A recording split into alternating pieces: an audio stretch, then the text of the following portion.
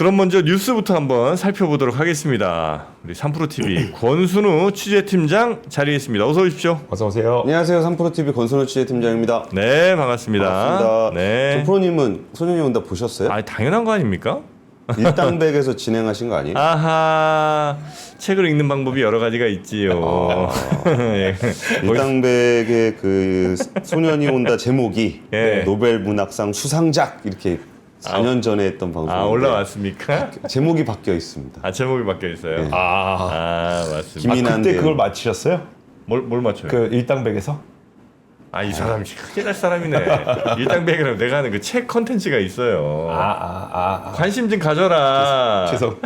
네, 책 읽어주는 책 이렇게 저 같이 평해주는 그런 컨텐츠가 있는데 거기에서 이제 예전에 소년이 온다. 이거 한번 좀 읽어드린 적이 있죠.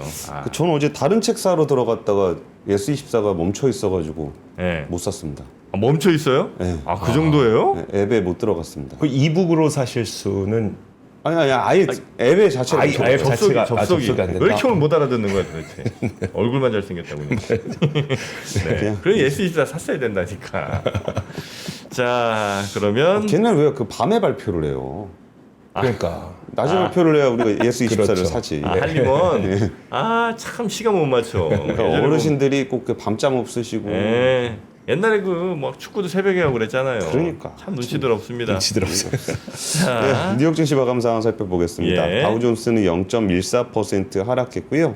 나스닥은 0.05% 하락했습니다. S&P 500은 0.21% 하락했습니다. 뭐 주요한 지표 나온 거는 CPI가 있었는데 CPI가 0.2% 상승했습니다. 시장 예상치는 0.1%였거든요. 네. 전월 대비.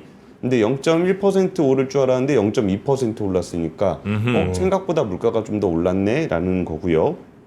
전년 동기 대비로는 시장에선 2.3을 예상했는데 2.4가 나왔습니다. 그러니까 조금 더 높게 나왔죠. 그러다 보니까 그 레피얼 보스틱 애틀랜타 연준 총재는 9월 CPI가 나온 뒤에 공개 발언에서 이런 정도면은 11월에 조금 멈춰야 될 수도 있겠다는 생각이 좀 든다. 그러니까 금리 인하를 좀 멈출 수도 있다라는 얘기가 좀 나왔습니다. 네. 그러니까 시장에서는 좀 악재로 볼 수도 있다라는 거죠. 그러니까 비컷을 결정을 했지만 그 전에 이제 의사록이 9일에 공개가 됐습니다. 엊그제죠. 네. 근데 거기서 이제 그 빅컷이냐 스몰컷이냐 그러면서 이게 마지막까지 연준 의원들 사이에서 좀 논쟁이 좀 있었나 봐요. 근데 그럼에도 불구하고 좀 조금 빅컷 정도 해도 좀 괜찮다 뭐 이런 얘기들이 좀 우세하면서 빅컷을 하게 됐던 건데 네. 그 인플레이션이 생각보다 안 잡힌다라는 거는 우리가 또 11월에 또 금리 인하를 우리가 기대하고 있잖아요. 네. 근데 그런 부분에 영향을 좀 많이 미칠 거다라는 얘기들이 좀 나오면서 시장에는 좀 악재로 작용을 한 것 같습니다. 네. 근데 사실 이것도 되게 좀 팔자 좋은 소리 같긴 해요. 왜요? 뭐 물가가 뭐 엄청나게 안 잡힌 것도 아니고 뭐 시장 예상치에 비해서 뭐 0.1%포인트 그 전월 대비 전년 동기 대비해서 둘 다 0.1%포인트 정도 좀 더 오른 거잖아요. 근데 거기에 비해서 경기는 또 나쁘지 않게 노동 지표들은 또 나오고 있잖아요. 네. 근데 이게 그 노동 지표가 그렇게 강하게 나오는 상황에서 물가 지표가 이 정도 상황이라면은 금리가 오히려 약간 뭐 골디락스 같은 그러네요. 느낌이거든요. 네. 그러니까 얼마나 유지가 될지는 모르겠지만 네. 골디락스 같은 부분이 좀 있다 보니까 증시는 뭐 좀 이게 만약에 진짜 악재로 받아들여졌으면 이거보다 훨씬 더 많이 빠졌겠죠. 네. 근데 그냥 뭐 적당한 수준에서 좀 이렇게 뭐 따뜻한데? 라는 정도의 느낌으로 가고 있는 것 같습니다. 네. 그런 가운데 이제 우리나라가 오늘 금융통화위원회를 9시에 엽니다. 네. 근데 금리 인하 가능성에 대해서 좀 얘기가 많이 나오고 있고요. 이게 아무래도 미국이 먼저 금리를 낮췄으니까 거기에 대해서 좀 우리가 좀 부담이 좀 덜어져 있는 상황입니다. 이번에 금리를 낮추게 되면은 38개월 만에 낮추게 되는 건데요. 네. 3.5라면은 뭐 워낙 높은 수준의 금리인데 여기서 이제 0.25%포인트를 내릴 것이다라는 전망이 우세한 상황이에요. 이게 뭐 최근에 우리나라 소비자 물가 지수는 한 1%대로 떨어져 있고 나머지는 내수 침체 등이 좀 우려가 되는 상황이기 때문에 금리 인하를 할 타이밍이 좀 된 것 같다라는 네. 겁니다. 그러다 보니까 이제 뭐 미국에 대한 얘기를 많이 할 때 뭐 설문조사해가지고 금리 얼마나 내릴 건지 그런 거 설문조사 얘기 많이 하잖아요. 네. 근데 우리나라 금리에는 다들 이제 별로 관심이 없으셔서 그렇긴 하지만 우리나라도 설문조사를 합니다. 그래요? 예. 금융투자협회에서 채권 전문가들을 대상으로 해서 설문조사를 하는데 그 기준금리 BMSI라는 그런 설문조사를 해요. 설문 응답자의 64%가 네. 10월 금융통화위원회에서 한국은행의 기준금리를 인하할 것이라고 응답을 했습니다. 근데 이전에는 10%밖에 안 됐었어요. 그러니까 9월, 그러니까 10% 정도밖에 안 됐었는데 이번에 64%로 이제 꽤 높아져 있는 그런 상황입니다. 네. 그러니까 일단 우리나라 2분기의 그 GDP 성장률이 1분기보다 0.2%가 오히려 역성장을 했었고, 역성장. 예. 민간 소비도 0.2% 감소, 설비 투자, 건설 투자 각각 1.2%, 1.7%가 감소를 했어요. 네. 그러니까 이게 지금 뭐 그러면서 물가 같은 경우는 그 그러니까 9월 소비자 물가 기준으로 지난해 같은 기간에 비해서 1.6%가 올라서 1%대거든요. 그러니까 미국은 지금 2.3% 얘기하고 있는데 우리는 1.6%니까 이게 좀 낮은 상황. 이에요. 그러니까 이런 것만 봤을 때 부담은 별로 없어요. 그리고 예전에 그 KDI가 네. 한국은행 엄청 씹었던 거 좀 기억나시나요? 날 듯한데 그 뭐였었죠? 니 때문에 다 망했어 이놈아 이거. KDI 가? 우리 자영업자들이 지금 한국은행 때문에 다 힘들어하고 네네. 있어요. 이 얘기를 지금 KDI가 굉장히 세게 했었습니다. 네. 근데 뭐 의도된 건 아니겠지만 오늘 금융통화위원회를 하는데 어제 KDI가 또 발표를 했습니다. 고금리 때문에 내수 회복이 지연되고 있다라는 것이 주요한 금리 내용입니다. 낮춰라. 예, 네.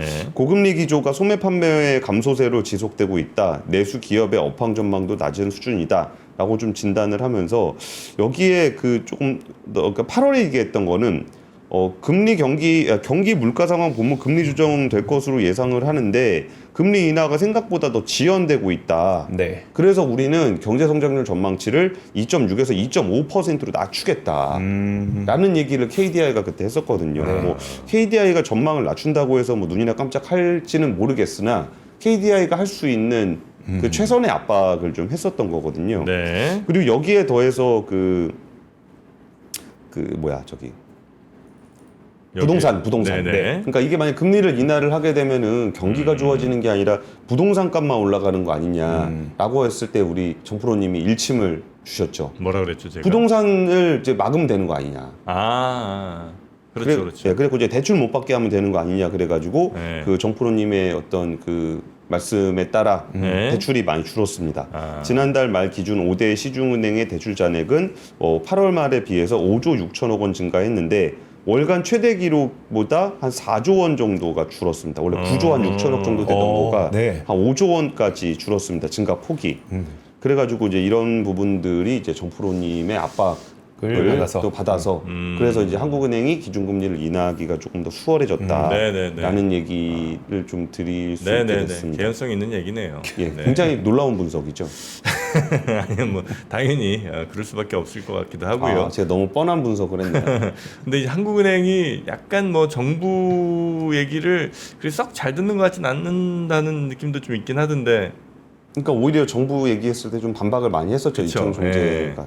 근데 여기서 좀 이거는 꼭 그 기준금리하고 관련된 얘기는 아닌데 사실 이렇게 부동산 시장보다는 자본 시장 쪽에 돈이 몰리는 게 좀 그 경제 성장 경기를 활성화시키는데 좀 더 미래를 위해서 본다 예. 그러면은 자본시장 쪽에 돈이 좀 더 가는 게 저는 바람직하다고 생각합니다. 네. 그렇죠. 근데 이게 부동산을 자꾸 이렇게 위로 갔다 아래로 갔다 해서 이렇게 정부가 이렇게 출렁출렁하는 게 그 사람들을 굉장히 힘들게 하거든요. 네. 이번에 그때 대출 조일 때도 뭐 어디는 대출을 해주고 뭐 어디는 안 해주고 뭐 이런 조건은 해주고 저런 조건은 안 해주고 이것 때문에 고생하신 분들 정말 많아요. 네. 그러니까 어느 정도 지금 예측 가능성 있는 그 가계부채 대책들이 좀 이어져야 그걸 이제 맞춰서 사람들이 준비를 하는 거고 부동산 가격이 지나치게 폭등하지 않을 거다라고 생각해야 정부에서도 좀 뭔가 유인책을 내놓기가 좀 수월하거든요. 네. 그러니까 전반적인 경기 때문에 금리를 내려야 되는데 부동산으로 몰려갈까봐 못 내리는 상황이 된다라는 거는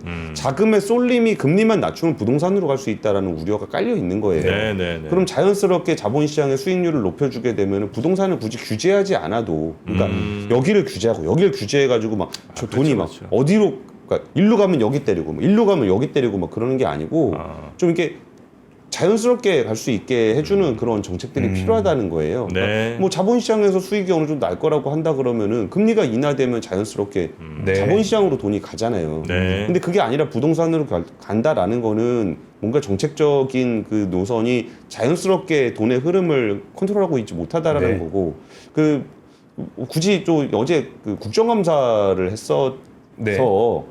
금투세 그 제발 좀 하라고 이제 누가 나섰는지 아십니까? 금융위원장. 금융위원장이 나섰습니다. 금융위원장이 금융투자소득세 관련해 가지고 좀 불확실성이 계속 도는 부분은 빨리 종결이 돼야 된다.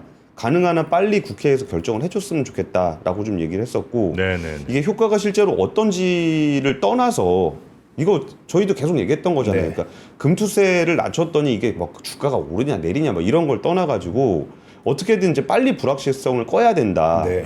그리고 금융투자세가 뭐 그러니까 이런 부분들에 대해서 좀 도입을 하게 되면은 투자자금 이탈해서 증시가 위축될 가능성이 있냐라는 질의에 대해서는 뭐 그런 정도 우려를 가지고 있다라는 게 이제 금융위원장의 입장이었습니다. 네. 그래서 이 부분도 이제 민주당 쪽에서도 그때 의원총회 해서 그 방향 잡았다라고 얘기를 했었잖아요. 네네. 그래서 사실 지금 시장에서는 뭐 이게 뭐 유예에 가까운 폐지에 가까운 유예 뭐 이런 쪽으로 다 보고 있기는 해요. 네.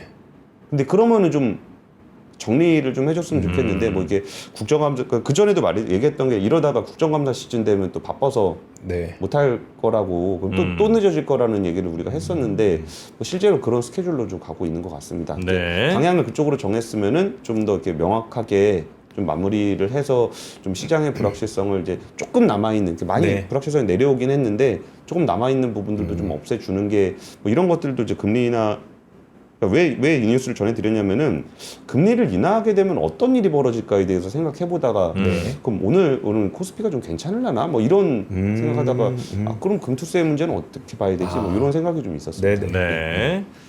자, 그러면 오늘 금리 인하 일단 시장에서는 좀 더 긍정적으로 더 아마 갈 걸로 많이들 좀 보는 것 같고요. 어떻게 되는지는 뭐 오늘 한번 보겠습니다. 자, 두 번째 뉴스도 가볼까요? 예, 그 삼성전자는 이제 오만전자로 내려왔습니다. 근데 하이닉스는 예. 이제 갈게 가고 있습니다. 아, 그러니까 이게 그 이제 시장이 그 모건 스탠리의 반도체 겨울론에서 좀 빠르게 벗어난 것 같아요. 네. 예. 그리고서 이제 좀 날씨가 좀 선선해지는 건 맞지만 그 감기, 그러니까 체력이 좀 약한 이조 기자가 감기에 걸리듯이 삼성전자는 감기에 걸렸지만 뭐 여기서 좀 여전히 HBM 수요가 있는 하이닉스는 갈 길 간다. 네. 이런 쪽으로 좀 방향을 잡은 것 같아요.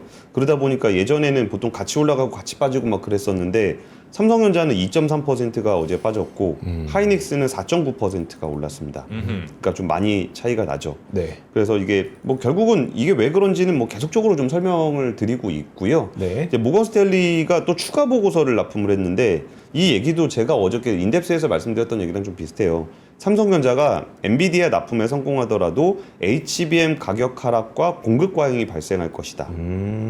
그렇게 말씀하시죠. 예, 네. 그렇게 모건 스탠리가 지금 이번에 추가 보고서에서 그 얘기 했는데 그 얘기 할 거면 네. 반도체 겨울론 그거 모든 반도체 다 적용될 거라는 거는 정정해줘야 되는 거 아닙니까? 마치 무슨 메모리 반도체 전체에 겨울 오는 것처럼 얘기해놓고서 네. 이제는 삼성전자는 HBM 해도 겨울 올 거야 뭐 이런 얘기를 하는 거는 사실 좀 하이닉스 목표 주가도 엄청나게 내려놨거든요.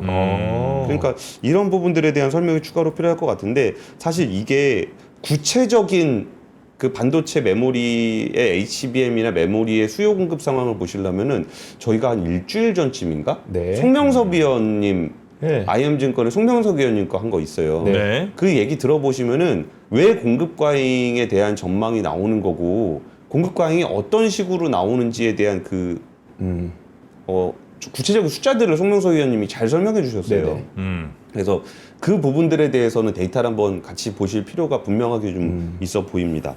근데 요새 하이닉스는 이제 조금 이제 물이 들어왔는지 자신감이 생겼는지 뭐 이번에 그 창립 41주년을 맞아서 이번에 그 차세대에 대한 이야기를 좀 하고 있습니다. 네. 그러면서 다양한 인공지능 서비스에 맞춰서 고객에 최적화된 맞춤형 AI 메모리 개발을 하는데 집중하고 있다라고 좀 얘기를 하고 있는데 그러면서 또 하나 얘기한 게 그러니까 두 가지입니다. 하이닉스가 얘기하는 그 AI 메모리의 미래인데 하나는 고객 맞춤형 AI 메모리 개발입니다.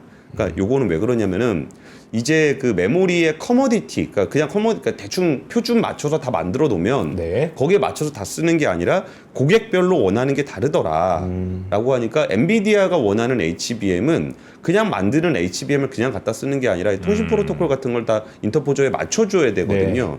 그러다 보니까 이제 고객 맞춤형을 하는데 엔비디아 아니더라도 뭐 다른 회사들도 이제 HBM 원할 경우에 그것도 맞춰줘야 되니까 거기에 이제 그 엔비디아 외에도 고객 맞춤형 AI 메모리 개발하는 걸 미래로 보고 있고요. 그리고 이제 혁신 소자 기반 이머징 메모리 개발인데 사실 메모리도 HBM까지 왔다라는 거는 거의 물리적 한계에 도달했다라고 보셔도 될 정도예요. 네. 하나로 안 되니까 막 위로 쌓고 막 이러고 있는 건데 이런 부분들에 대해서 좀 다른 방식의 메모리가 필요하지 않겠냐는 얘기들이 좀 나오는 가운데 이제 이머징 메모리 개발, 그러니까 이거는 HBM4, HBM4E 요 정도 레벨의 얘기가 아니라 그 다음을 얘기하고 있는 겁니다. 뭐 예컨대 만약에 HBM 우리가 그 D램을 뭐 12개 쌓았다, 8개 쌓았다, 12개 쌓았다 그러면 그게 아니라 그냥 신소재로 뭔가 하나인데 그 정도 성능을 내는 뭐 그런 걸 구상하고 있다 뭐 그러니까 이런 거예요? 다른 방식이죠. 그러니까 뭐 더 속도가 더 빠른 네. 거라든지 아니면은 뭐 용량이 더 큰 거라든지 뭐 이런 부분들에 대해서도 근데 사실 그게 뭐 된다고 되는 건 아니에요. 그러니까요. 이게 다 물리적인 한계들과 이론적인 한계들 때문에 지금까지 안 되고 있는 건데 이게 지금 AI가 처리해야 될 데이터 규모가 워낙 크기 때문에 네. 그걸 처리하는 다른 방식들에 대한 미래를 얘기하고 있는 겁니다. 그러니까 지금 삼성전자는 HBM3E를 어떻게 만들어서 납품할까를 고민하고 있다면은 하이닉스는 그럼 HBM 이후에는 어떤 모습이 그려질까에 대한 이야기를 좀 하고 있다라고 좀 네. 보시면 될 것 같고요. 삼성전자 같은 경우는 이제 현장 중심의 전방위적인 조직 개편에 나서고 있다는 보도가 이렇게 산발적으로 좀 나오고 있습니다. 네. 그러면서 나오는 게 이제 그 연구개발 인력들을 현장에 배치를 한다. 그러니까 이제 연구 따로 생산 따로 뭐 이런 게 아니라 진짜 이게 여기에 대해서 뭐가 좀 안 되는 거 있으면 R&D에서 바로바로 지원할 수 있도록 하는 배치하는 안을 좀 얘기를 하고 있고요. 그러면서 이제 협업과 소통을 강화하고 있다라는데 이 협업과 소통이라는 말이 이제 되게 추상적인 얘기잖아요. 네. 근데 이게 추상적인 얘기가 아닙니다. 그러니까 실제로 이게 어제 이주호 기자랑 좀 얘기 많이 했었는데 그 밑에서 그러니까 위에서 뭐가 시키는 게 있으면 밑에서 했다라고 보고를 하잖아요. 네. 그러면은 진짜 했을까요? 그게 무슨 소리예요? 그러니까 이 방대한 회사에서 네. 위에서 지시를 했는데 여러 사람이 있잖아요. 이 사람은 했다라고 보고를 하고 이 사람은 말도 안 된다고 보고할 수도 있잖아요. 네. 그러니까 위에 지시가 잘못된 것 같습니다. 밑에서 이제 만들어지는 실제 단에서 그런 일이 벌어지고 그러니까 안 된다라고 얘기합니다. 네. 이 사람은 됩니다. 라고 얘기를 해요. 그러면 위에 사람 입장에서는 어떤 사람을 채택을 할까요? 된다는 얘기 듣겠죠. 된다는 얘기를 듣겠죠. 네. 근데 실제로 안 되는 거에 대해서 정확하게 평가하지 않으면 이렇게 그냥 된다라고 얘기하는 사람만 채택이 되고 그러니까 된다라는 보고서만 질비하고 실질적인 결과물은 안 나오고 그거를 네, 바로 네. 협업과 소통이라는 표현이 이런 겁니다. 네. 곧 된다, 뭐 할 수 있습니다. 이런 얘기들 하면 위에서는 당연히 뭐 좋아하긴 하겠는데 그쵸. 실제로는 지금 현실은 시궁창인데 네. 자꾸 뭐 좋은 얘기만 하다가 이제 나중에 결국 안 되면 그때 가서 또 뭐 이래서 안 되는데 다시 한번 뭐 해보겠습니다. 걱정하지 마십시오. 이런 사람들만 자꾸 늘어나고 있다. 그렇죠. 그리고서 만약에 부서가 여러 개다. 그럼 이쪽 부서에서는 분명히 안 된다라고 얘기 올렸는데 이쪽에서는 된다고 해가지고 이게 채택이 됐다. 네. 실제는 안 되는데. 근데 그리고서 안 됐어요. 그럼 이쪽에서는 저 부정적인 애들이 열심히 일 안 하고 뭐 그래서 안 되지 않았냐 그러면서 이제 여기를 또 밀어내고. 그게 이제 최악인데 사실. 그러니까 이런 게 바로 협업과 소통이라는 표현이 그냥 추상적인 명제가 아니라 실제로 왜 된다 그랬던 것들이 안 되는지에 대한 그 구조를 살펴보면은 네. 좀 더 구체적인 얘기는 좀 오늘 드리진 않겠습니다. 네, 알겠습니다. 아니 그거는 뭐 좀 나쁘게 표현하자면 하여튼 저렇게 그냥 회사 내에서 정치질이나 하고 이런 애들이 나쁜 거보다도 그런 사람들을 잘 쳐내지 않고 제대로 회사 굴러가지 못하게 만드는 경영진이 훨씬 더 책임이 큰 것 같습니다. 그런 일이 만약에 회사에 벌어진다면 경영진이 자꾸 그런 사람들 얘기에 더 귀 기울이고 진짜 열심히 일하고 뭔가 이렇게 바른 소리 하는 사람들 얘기 잘 안 들으니까 그렇게 가는 거 아니에요? 그러니까 이주호 기자 얘기만 듣지 마시고 제 얘기를 좀 들어주십시오. 항상 안 된다고 하니까. 자, 그리고 세 번째 뉴스. LG전자 관련한 얘기인데요. LG전자 네. 얘기 요새 너무 많이들 안 하는 것 같아갖고 네. 2030년까지 BS 사업본부 매출을 현재의 2배 수준인 10조 원까지 끌어올리겠다라고 좀 얘기를 했습니다. 그러면서 B2B의 사업 비중을 45%까지 높이고 매출을 2배 이상 키워서 새 주력 사업으로 삼겠다는 건데요. BS 사업본부라는 말 자체도 되게 이상하죠. 근데 BS. 비즈니스 솔루션이라고는 하는데 무슨 비즈니스를 어떻게 해결해 줄 건데? 이 뉴스 왜 준비했냐면은 네. 도대체 LG전자 요새 뭐 하고 있는 거지 싶은 맞아요. 분들이 좀 많을 거예요. 네. 그래갖고 오랜만에 기자간담회 했길래 네. 그 LG전자 요새 뭐 하고 있는지에 대한 얘기를 좀 드리고 싶어서 근데 지금 시간이 많이는 없으니까 좀 짧게 정리를 드리면 어제 뭐라 그랬냐면 뭐 디스플레이나 노트북 등 기존 사업을 토대로 뭐 로봇, 전기차, 충전기 뭐 이런 신사업들 막 하겠다는데 이 B2B가 뭐냐면요. 그 예를 들어서 TV를 개인한테 파는 TV 있잖아요. 네. 말고 호텔에다 파는 TV 있습니다. 호텔 가면 그 TV 있잖아요. 네네네. 그럼 호텔에 파는 TV하고 일반 TV가 좀 다른 게 일단 호텔에 가는 TV 가보면 거기에 처음 딱 켰을 때 네. 처음 뜨는 장면이 뭐 이 호텔에 대한 소개라든지 막 이런 것들랑 나오잖아요. 네.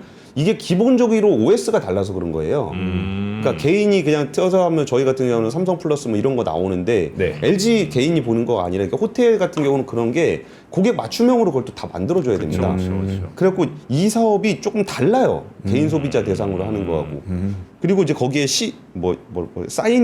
사이니지라 그러는 사이니지가 이런 겁니다. 이게 사이니지라 그래가지고 네. 그 광고판인데 그렇죠. 광고판이나 안내문을 요새는 디스플레이로 많이 하잖아요. 네. 이런 것들이 또 B2B 사업인 거고 뭐 충전기 같은 경우도 B2B 사업이고 뭐 이런 것들을 키우겠다라는 겁니다. 근데 이번에 삼성전자가 어닝 쇼크 내면서 완전히 묻혔는데 LG전자는 더 쇼크를 냈습니다. 맞아요. 네. LG전자 영업이익은 전년 동기 대비해서 20% 감소했어요. 삼성전자는 12%가 감소했잖아요. 아, 그래서 이유가 뭐냐 그랬더니 이제 물류비와 마케팅비가 증가를 했다라는 건데 이 마케팅비라든지 물류비에 영향을 많이 받는 거는 B2C예요. 그렇죠. 네. 그러니까 LG전자는 이 변동성 큰 B2C 비즈니스를 보완하기 위해서 비즈니스 솔루션 B2B 쪽을 좀 키우려고 좀 하고 있는 거예요. 네. 근데 이게 B2B로 계속 가다 보면은 그 소비자가 우리가 일반적으로 잘 체감을 좀 못하게 되는 경향이 있어요. 네. 네. 그래서 예를 들어서 예전에 한번 세게 한번 좀 자세하게 설명을 드리고 싶었으나 관심을 좀 못 받았던 거 중에 뭐 칠러 같은 거 있거든요. 네. 그 에어컨, 네. 히트 펌프 에어컨. 네. 그리고 데이터 센터에도 넣고 뭐 네, 빌딩에도 네, 넣고 막 네. 그런 에어컨 이런 것들은 이게 좀 크게 잘해도 사람들이 잘 가 사는 게 아니라서 관심이 좀 없는데 LG전자가 이런 쪽으로 좀 많이 틀고 있어요. 그래가지고 그러니까 우리가 일반적으로 사용하지 않는 비즈니스 쪽으로 좀 키우다 보니까 LG전자가 뭐 하고 있는지를 우리가 상대적으로 좀 둔감하더라. 그러니까요. 네. 근데 어제 그렇게 기자간담회를 해서 BS 사업부의 매출을 전체의 45%까지 올리고 이걸 2배 정도 늘리기로 했다. 그러면서 3분기 실적은 잘 안 나왔지만 뭐 그 VS 사업부, 그 자동차 전장 사업 네. 하는데 뭐 그 수주 100조 이런 것들은 좀 꾸준하게 잘 진행되고 있다. 뭐 이런 얘기. 그 전장이 지금 제일 가능성이나 뭐 이런 쪽에서는 크게 보고 있는 거잖아요. LG 전자에서. 아니요, BS를 좀 더 크게 보고 있는 아 겁니다. 그래요? 예, 예. 아 원래 전장 쪽이 제일 핵심 아니었나? 원래는 B2C가 핵심이었고 네, 그러니까 BS는 인재 흑자? 아 그래요. 예, 원래 좀 자동차 회사가 네. 마진을 잘 안 줍니다. 근데 어쨌든 매출 규모는 100조니까. 네네네. 아, 그래서 예전에 한번 뭐 LG전자 관련된 무슨 주제로 이제 막 오시는 게스트분들하고 얘기를 해보면 아 이 전장 쪽에 뭐 저 가능성 굉장히 크게 또 보고 계시고 뭐 또 모터를 워낙 잘 만들잖아요. 예, 또 자동차 모터도 역시 마찬가지로 LG가 잘할 거다. 그래서 자동차의 배터리도 결국 이제 그 엔솔이 하고 있으니까 예. 배터리 뭐 모터 전장 사실상 껍데기 말고는 뭐 LG가 다 한다 이제 앞으로 뭐 그런 얘기를 좀 하셨었거든요. 네, 그건 틀린 얘기가 아닙니다. 아 그래요. 예, 뭐 예를 들어서 GM차의 전기차 같은 경우는 전체 원가의 한 70% 정도는 LG가 다 하고 있을 겁니다. 근데 마진을 안 줘요. 아 그래요. 그러니까 마진을 받으려면은 네. 진짜 이게 딴 데 대체할 수 없는 정도의 뭔가를 좀 보여줘야 되는데 근데 여전히 그 OEM 업체들의 그 장악력이 좀 강하기 때문에 뭐 근데 사실 LG 마그나 이런 데가 그런 거거든요. 그게 뭐 그냥 그 마크만 들고 오시면 제가 다 만들어 드릴게요. 그 로고만. 정프로님 하나 브랜드 하나 만드실. 정프로. 그래서 이제 그것도 잘하고는 있으나 여전히 그래도 마진이 이렇게 많이 남는 쪽은 아니라 매출은 클 겁니다. 네. 근데 그게 내년에 OS들 그 자동차 회사들 OS들 많이 나오거든요. 네. 그럼 OS가 나오면 자동차 회사들은 그 OS에 원가가 있기 때문에 개발비가 많이 들어갔기 때문에 차값을 좀 올리고 싶어 할 거예요. 네. 근데 OS가 좋으니까 차값을 비싸게 받는다 그러면은 소비자가- 소비자들이 받아들여지지를 못하잖아요. 그러니까 소프트웨어가 얼마나 좋아졌는지를 사람들이 직관적으로 알 수는 없잖아요. 네. 그럼 할 수 있는 게 뭐냐면 디스플레이나 그 앞에 있는 센터페시아를 되게 멋있게 꾸며야 되거든요. 그러면 LG전자가 수혜를 보게 됩니다. 네. 그 주문이 많이 들어와 있다는 겁니다. 예. 알겠습니다. LG전자 좀 뭐 하나 한번 진단을 좀 해봤고요. 자, 그러면 뉴스를 요 정도 정리하면 괜찮을까요? 네. 알겠습니다. 우리 권순우 취재팀장님 광고 안 하세요? 광고를 그렇게 또 얘기하시니까 그냥 넘어갈 수는 또 없겠네요.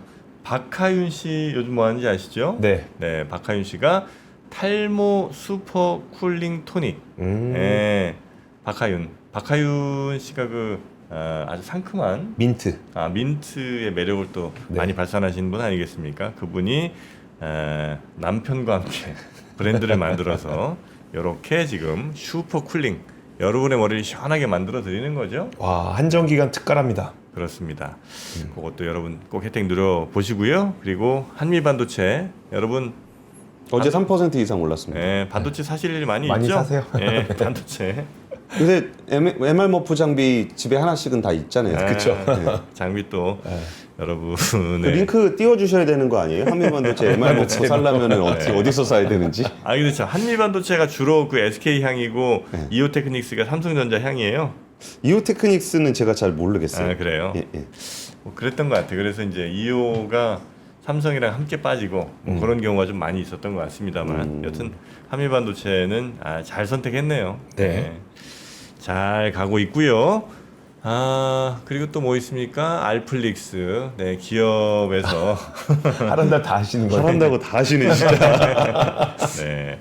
자, 이 정도 하고 그럼 박병창 이사님 얼른 모시겠습니다. 권 팀장님 고생 많으셨습니다. 예, 감사합니다.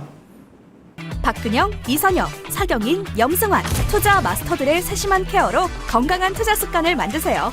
3프로 멤버십 3프로 앱에서 확인하세요.